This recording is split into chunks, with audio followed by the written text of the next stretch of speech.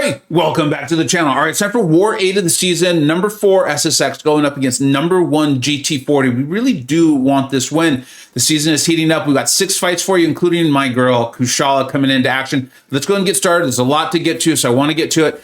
We're also going to be using Hulkling here. I'm going to be using some in some like kind of unique ways. We're going up against this fight here against Mantis. Now, I'm going to be running the power back boost and the special power boost because I do want to get the power back. I want to be able to cycle those.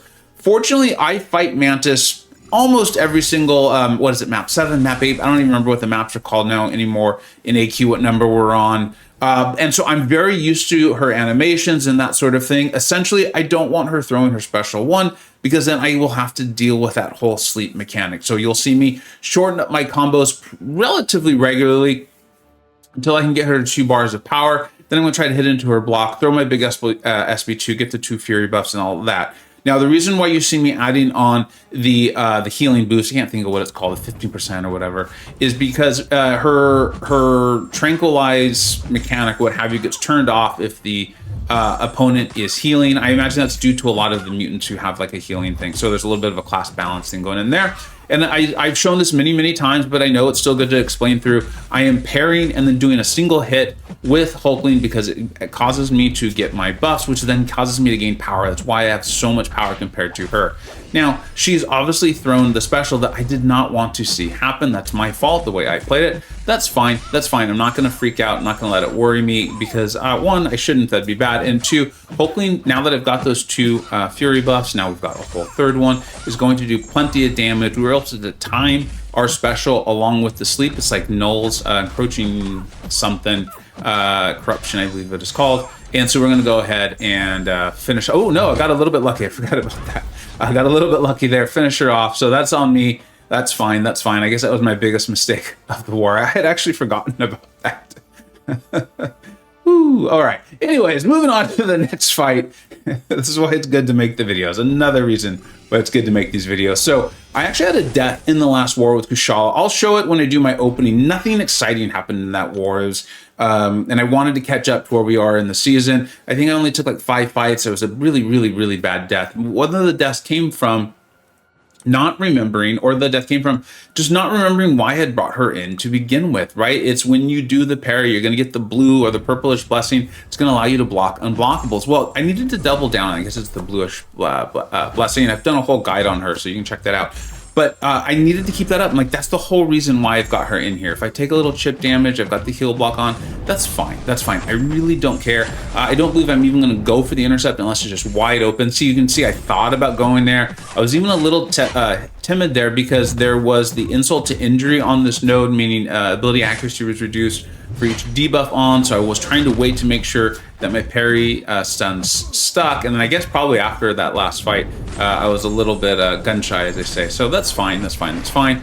And we're going to go in and just kind of handle this Terrax. I'm not too concerned about it. You can see like right there, these would be good times to go for the intercept, but I'm just not sweating it. I'm not looking to have as high a health bar as possible. I'm looking just to solo this fight and move on. Like I said, we really did want to win, and when I'm done with my fights, you know, I always take a look at the score, so I'll show them to you. I'm going to go all the way to our SB2, get the soul barb up with so many buffs on him. We don't really need to worry, and he's now melting. So we're going to come out of this with about 63% health. So I was really happy. It was just about like, it's kind of like when I do my America Chavez fights and I talk about, look, the reason why I brought her for this particular fight is the power gain. So I'm going to concentrate on keeping up her negative zone, the 3rd hit of her heavy. For this, I really wanted to concentrate on keeping up the blessing that I get from the parry so I can block those unblockables should it become an issue, should it become a problem. And I was really happy with that. And I've got another fight with her that really goes well. I'm very excited about it. So coming in here, Lady Deathstrike against Wolverine Weapon X. I've shown a lot of Lady Deathstrike. We're going to have her again in this war. She really is good. There's something about her that when I'm actually playing, it just, some fights just stick, and especially the Sauron. But we go here, and she just really turns off Weapon X. Because of the node, I was incentivized to land my heavies, get that protection off. And then, of course, I want to have that heal block off. A lot of what she turns off from mutants, and in particular Weapon X, because of his kit, is when she has the heal block off. So you're going to see he's going to go into his rage here, and he's not going to go unstoppable or unblockable. Let's see here. Come on. Well, or maybe he already is. He's not going stoppable or unblockable. We just don't have to worry about it, right? So as long as we've got the heal block up, so that comes from her second medium, and that's why you're going to see me continue to make sure that I've landed it. There we go in for the striker, and I think I'm going to go for my SP2. I did want to get his power down a little bit. Let's see. So right now, this is the part where I was a little bit worried because I want to make sure I get the heal block back on when things take a little too long. That's where you could get in a little bit of trouble on this fight, but she really just turns him off. She really just turns him off. Think of this like Nimrod against some of your mutants who are gaining a lot of power, just something like that. He just handles it. He just handles it. So she takes care of that fight. Really feeling good. And moving on. I believe the next fight, oddly enough, the next fight was the fight I was the most concerned about. Infamous with that huge gun. I love that bug in the game.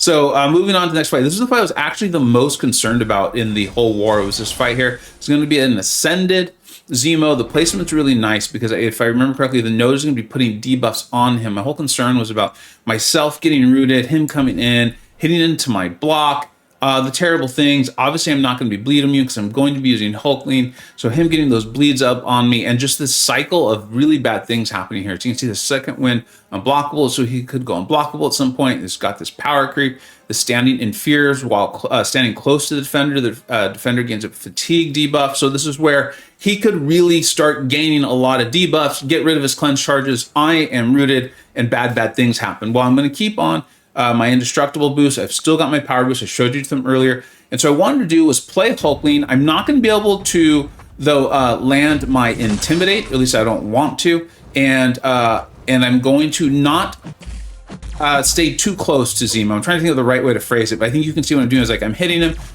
I'm backing off. I don't want him gaining 2 million charges if I can avoid it. He's already now gone unblockable. That's fine. I'm relatively comfortable with that. He was willing to throw his SP1, so really happy. It was a nice Zemo. Good Zemo. Good Zemo. He's actually blocking a little bit, which is nice. It's allowing me to get up some of my Pierce charges and potentially get my special 2. I wanted to bait that special if I could from him. He was willing to throw it. And then we were able to throw our special 2 before the unblockable went out. So I was really happy with just how I managed this fight. And then with the amount of power I had back, I knew I was safe. Hulkling gets a nice little crit there, so I don't run into that problem I did with the Mantis. I know it was a really quick fight. Things happened fast, but I was very proud of it. I went in with the game plan, was able to execute it, didn't stand next to Zemo too long at any point in time, never even got rooted in the whole fight, and then took advantage of when he was willing to hold his block and really played it patiently. If I hadn't got that second Fury, like if that SP2 had gone off too late, right, and I was no longer unblockable, I would have been fine. Just kind of reset what I was already doing. I still do get a Fury, so it's not like you get nothing for that special 2, and then just finish that off. So moving on here, this is gonna be another fight where Lady Deathstrike just really turns off a lot of this, right? We're gonna keep up our heal block, so turning off that part of Sauron's node, and then also the Sauron's kit, and then the portions of the node itself. If I can land an intercept, great, because it's going to fully drain Sauron's power. So right now things are going well. But like a lot of this fight, and I'm not totally sure what it is about Lady Deathstrike versus Sauron, but you can see here I'm taking hits into the block, and I'm still at 90%. I missed the intercept there. Fortunately, he doesn't go in for too many. I'm not really worried, but right about here, I think it's going to be this special. I'm going to take it into the block. He's got 6 daunted up, so that's a big part of it. We've got our heal block, but watch this. And you know, I'm still obviously winning the health battle, but I remember that happening and just thinking like, that's not good. That's not good. If he, you know, I'm down to 54% health. I've got all these daunted up. That's why he did so much damage. He throws another one. Fortunately, it wasn't too bad. I'm doing a nice job of keeping my heal block up. He does go unblockable, but we get the intercept, get the heal block back up. And this is just the nature of this fight for me. I'm not sure there really is something to necessarily improve on it. Just like that's kind of how it goes. It's a little bit of Sauron's kit, a little bit of the node, that sort of thing. Keep up your heal block as best you can. And as you can see, if you got a nicely ranked Lady Deathstrike mines are rank 2, you're going to come out A-okay. So now this was the other fight that I was not worried about because I just wanted to do this well, right? I mean, I got to be part of the design process with Kushala. I love this champion. I cannot wait to awaken her. One of the reasons why I'm not using her more in war is we're sending a lot of our awakened SIG 200 Kushalas. And it makes sense because she can get those passives, right? It makes a lot of sense. A lot of the nodes where they're placing Maestros and things like that. But here's one we're going to be able to handle her. Now, this is going to be a hazard shift node. I think it was Incinerate and Poison. She is Incinerate immune. I'm going to concentrate on landing my parries, getting up that blessing so I can block that unblockable. I can heal block a little bit of damage into my block. And what I told myself was this fight goes bad if it takes too long. So I'm actually going to hit in to the poison part of hazard shift.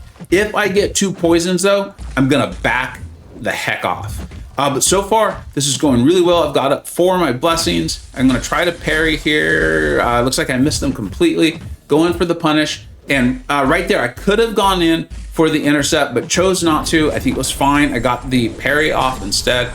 Get that blessing up. And then I just never got any of the poisons. I got very lucky. It's a 40%. I was very comfortable with 1 and 2, and then I would back off because I knew that, and let me explain this. I knew that if I can just get Maestro down before he even goes into his damage form, or if I can get a huge chunk of his health off, we're going to win this fight. Like, we're just going to, and you can see that happening because he's getting so many buffs. We've got up 2 soul barbs. I'm not concerned about it, and I wasn't worried about a poison or 2 really taking too much health off of my Kushala there. And as you can see, it worked out very, very well. So even if I had gotten a poison or 2, I was fine. And that was my thought going into it. Yes, you could take this fight without doing that. And if you're looking to have a bigger health bar, fuller health bar at the end of the fight, you can definitely go that route. But I just wanted to get in, get that fight over with before he goes into his full damage mode and get that done. So I was really happy. It's better Kushala play out of me. I really want to get her awakened. I think that'll open up some more fights there. Rai was apparently map watching at that time. Because obviously, it looks like we have a lot of friends in GT40. I know some folks there. What's up, guys? And they're phenomenal, right? They're always winning. So when you're trying to be really competitive in war, you always want to beat the champ, right? And they constantly win. I've been talking about GT40 for years in my war videos. So we did want to win. You can see the score here when I was done with my fights. I'm going to show it eventually. Here we go.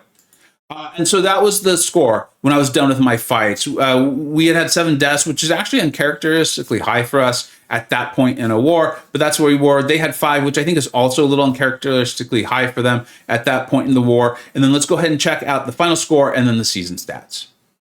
Okay, it looks like I actually don't have the screenshot, which is my fault. I apologize for that. But well done to our MVPs and nicely played to GT40. The war, I think, stayed exactly the same. I don't think anyone died any more times. Both alliances, I think, died a little bit more than they characteristically used to. GT40 came out on top. They're number 1. We're looking to continue to improve, so we fight them a little better next season. And then I'm not going to do a war video for war number 9. I only had 4 fights. They were ones you've seen before. I had no deaths. They were all solos. But we did come out on the winning side of that against XK9 here. Congratulations. Well done to Odysseus, Bean, and Bitter Steel, planner in my own BG. Which then, and let's go ahead and take a look at the season stats. So you can see exactly where we are at the season, and then we're going to finish up and make sure we do a war video for all 3 of the wars to finish out the season. Okay, so as I said, you just saw War 8 because some cool stuff happened, some unique stuff. I was excited to show you Kushala. And I didn't do a video for War 7. I did have a death. I'll show that in my opening. And I didn't do a video for War 9. Just nothing new or exciting happened. And I did want to catch us up to the full season because we're ranked 3rd. There's 3 wars left in the season. With a 7-2 record, we are ranked 3rd. It's exactly where we want to be. Our goal is top 10. So we're on pace to do that. But when you're in this place, we could end up in the top 3. We could end up outside the top 10, just depending on how the week goes. We have 46 kills, 3 deaths. The 1 death was really, really bad. And like I said, I'll show that to you. 10 total champions will come in. No boss solos. We've talked about defender kills. Very, very, very many. Too many to count. And my current streak is back up to 10. America, Chavez, and Lady Deathstrike are really leading the way. Iron Man and Mantis have been doing really, really great stuff, as well as the rest of the champions I've been bringing in. It is fun to continue to bring them. I'm extremely pumped up. It's fun to have an alliance that says, like, our goal is to be in the top 10 alliances in the world. It's fun to do that. That's how I operate. Be like, here's what I'm trying to do. I'm going to work hard to get this done. If we fail, we fail, but I'm going to do everything I can to put myself in the best position to pull off my goals. And I feel like we are there. We've put ourselves on the spot. It's going to make this last week this season incredibly, incredibly exciting. And just to kind of show you what I'm talking about, we're currently ranked 3rd in the world, and we're going up against what I believe is either number 4 or number 5 in TCN. We've been playing top 10 alliances these last couple of weeks, and I think the schedule is going to stay that difficult throughout the rest of the season. Thank you so much for watching. Let me know what you thought, if you learned anything, how your war season's going, if you got any questions. Thank you so much for watching. Take care.